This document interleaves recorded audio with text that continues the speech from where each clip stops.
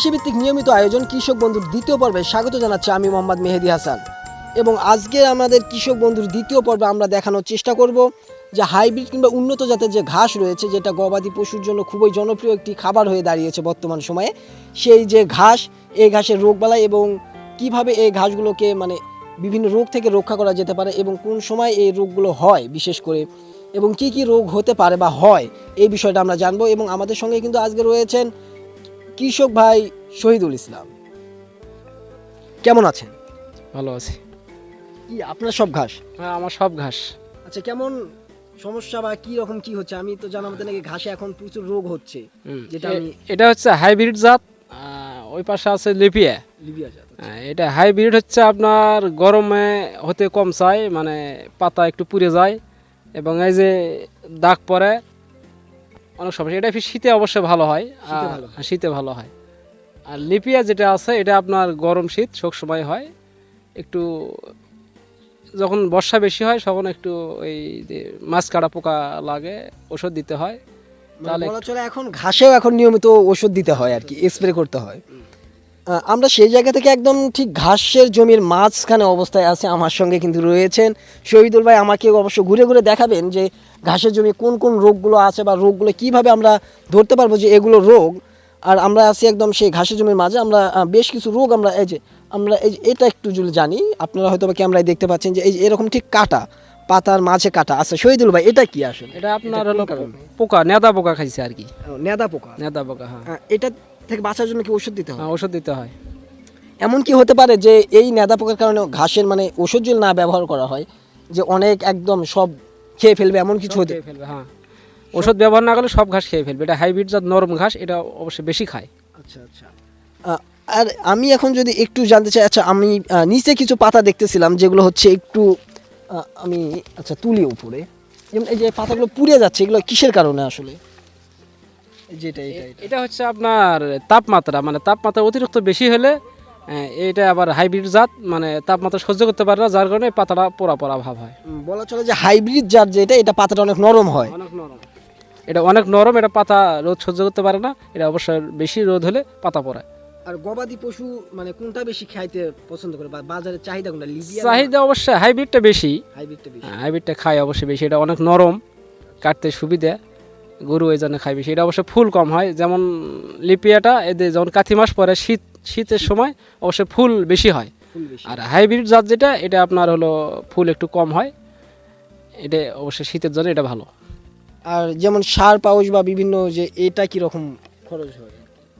খরচ 1 বিঘা মাটিতে আপনার পাউচ দিতে হবে ধরো 5 টলি। আপনার মনে করো যে সার দিতে হবে, একটা কাটা দিলে আপনার সার লাগবে ইউরিয়া 1 বস্তা, আপনার ড্যাব লাগবে 1 বস্তা, 2 বস্তা সার দিতে হয় 1 বিঘা জমিতে। 1 কাটা দেওয়ার পর 2 বস্তা সার দিতে হয়। আচ্ছা, আমরা যদি একটু জানতে চাই যে এই ঘাসগুলো কতদিন সময় লাগে যে বড় হতে, একবার কাটানি দেওয়ার পর আর কি? এটা হাইব্রিড এখন আপনাদের হলো গরমে, যখন গরম থাকে তখন 1 মাস থেকে 35 দিন সময় লাগে। আর যখন শীত পড়ে যাবে তখন আপনার 2 মাস বা 1 মাস 40 দিন এরকম সময় লাগবে। শীতে একটু এই ঘাসগুলো কম বাড়ে সেই তুলনায়? বাজার কোন সময় চাহিদা বেশি? শীতের সময় দাম বেশি না গরমের সময়, যদি একটু বলতেন? বাজার একটু শীতে বেশি, শীতে আবার ঘাসে ফলন হয় বেশি। এখন যদি 1 বিঘা মাটি আপনার 1000 আটি হয়, তা আপনার শীতে আসবে 1500, প্রায় 500 আটি বেশি আসবে। 500 আটি বেশি আসবে সেই সময়। এখন যদি আপনার 15 টাকা জমি থেকে পাইকারি চলতেছে, আপনার শীতে যা জমি থেকে পাইকারি হবে 20 টাকা আটি। বাজারে বিক্রি সেই তুলনায় 30 থেকে 25 থেকে 30 টাকা সামথিং বা আরো বেশি হতে পারে। বাজারে খুচরা আরো বেশি হতে পারে। আচ্ছা, আমরা আরেকটু দেখি ভিতরের দিকে। আমরা এই মুহূর্তে আবার অবশ্য একটি ঘাসের জমি পারে, এটা হচ্ছে লিবিয়া ঘাস, যেটা লিবিয়া জাতের ঘাস। এই ঘাসের পাতাটা দেখতে একটু চিকন হয় এবং আড়াটা একটু কম, তবে দেখা যায় যে হাইব্রিডের তুলনায় যে ফলন একটু আর কি নর্মাল হয় যত সম্ভব, তাই না? নর্মাল হয়, হ্যাঁ। আচ্ছা, আমাদের এই যে এখন আমরা দেখতেছি এই লিবিয়া ঘাসটা, এটা হয়তো বা খুব রিসেন্ট কাটা হয়েছে, তাই না? হ্যাঁ, এটা কাটা হয়েছে। আচ্ছা, এটা হচ্ছে আমরা এখন যেটা দেখতে পাচ্ছি, আপনি ক্যামেরাম্যান একটু আমাকে যদি একটু দেখাইতেন। যেমন এই যে আমরা এখন দেখতে পাচ্ছি এই ঘাসটা কাটার পর হয়তো বা একটা এই নালি তুলে দেওয়া হয়েছে, কিংবা যে ঘাসের যে নিচের অংশটা যে চালা দেওয়া হয়েছে, এটা আসলে কি দেওয়া লাগে না কি রকম? হ্যাঁ, এটা দেওয়া লাগে। এটা ঘাস একটা কাটা দেওয়ার পর জমিটা আবার নিড়াতে হয়, নিড়ে আবার সার বা গোবর মানে দিয়ে আবার এই কোদাল দিয়ে এরকম লালি তুলে দিয়ে মাটি তুলে দিতে হয়, তাহলে একটু ঘাসটার শক্তি বেশি হয়। আমরা যদি একটু জানতে চাই আমাদের শহীদুল ভাইয়ের কাছে যে আমাদের যে এই যে জমি, এখানে যদি এই যে ঘাসের জমি রয়েছে, ব্যতিক্রমে দেখা গেলো বিভিন্ন বন্যা বা যে কোনো কারণে জলবদ্ধতার সৃষ্টি হলো, যেমন বর্ষা বাদলের সময় জলবদ্ধতা খুব কমন একটা জিনিস আমাদের মাঝে দেখা যায়, যেটা জলবদ্ধতা হলে কি ঘাসের পচন বা ঘাসের জমি একদম বিলীন হওয়ার কোনো সম্ভাবনা আছে কিনা বা জল সহ্য করে কিনা?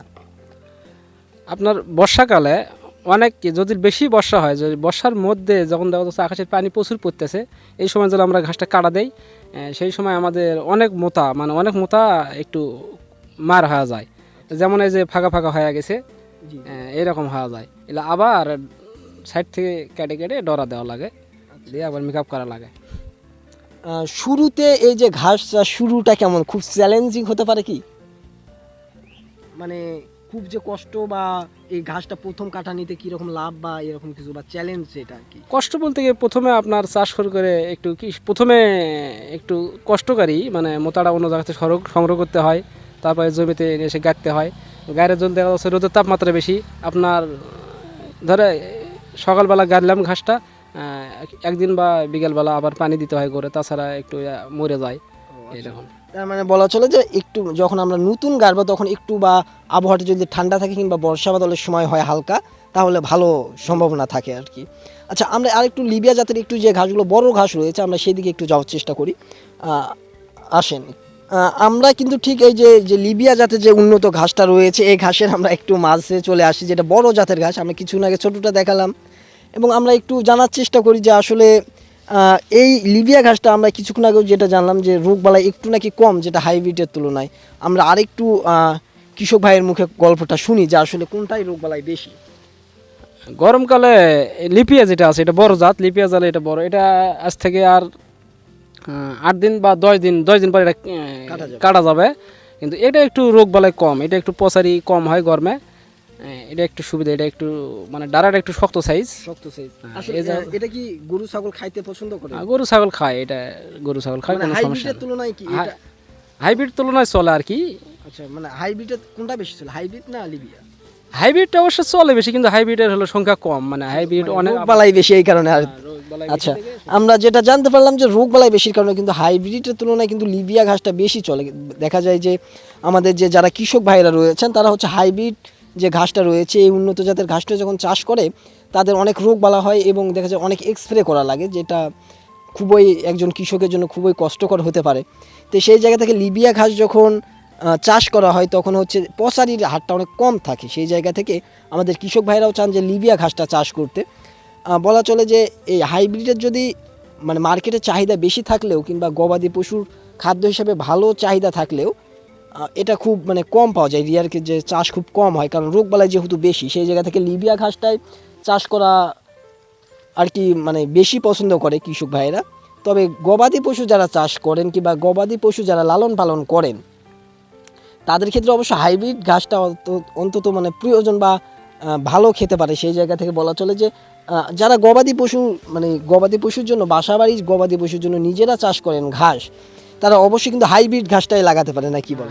হাইব্রিডটা লাগাতে পারে যারা বাসা বাড়িতে খেলার জন্য হাইব্রিডটা ভালো, কিন্তু আমাদের এলাকায় একটু ব্যবসায়ীরা লিপিয়াটা বেশি চাষ করে।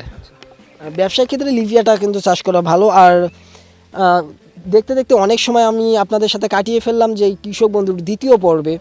আর খুব শীঘ্রই আমি লিবিয়া ঘাস কিংবা ঘাসের উন্নত জাতের ঘাসের জায়গা থেকে কিংবা বলা চলে যে শহীদুল ভাইয়ের নিকট থেকে আমি খুব তাড়াতাড়ি চলে যাচ্ছি।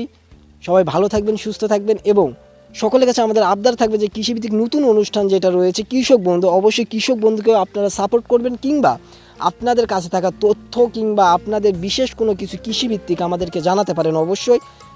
সবাই ভালো থাকবেন, সুস্থ থাকবেন, আল্লাহ হাফেজ।